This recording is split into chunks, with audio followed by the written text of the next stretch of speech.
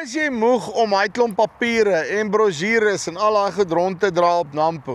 En dat jy nou net die ou se nommer gekry, nou moet jy gaan en eers, okay, wag, kan ek nou, besigheidskaartjie, nou is besigheidskaartjie weg, die hele lot. Wel, Nampo app was dit vir jou 'n baie cool oplossing hierso, nê.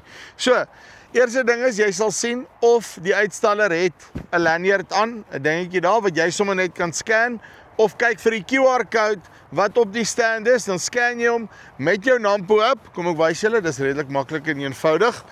Jy gaan letterlik in, jy druk daarso en dan verbeel jouself, hierso is 'n padank, nê, QR-code wat jy scan. Of as jy ingeteken is, kan jy net sê wys my besonderhede en hy maak vir jou 'n QR-code wat jy dan vir iemand anderster kan gee, so jy kan sommer vir jou maatjie gee of iemand wat jy dalk ontmoet op Nampo en sê hierso, scan sommer my goed en dan save hom vir jou in jou contacts en op die app.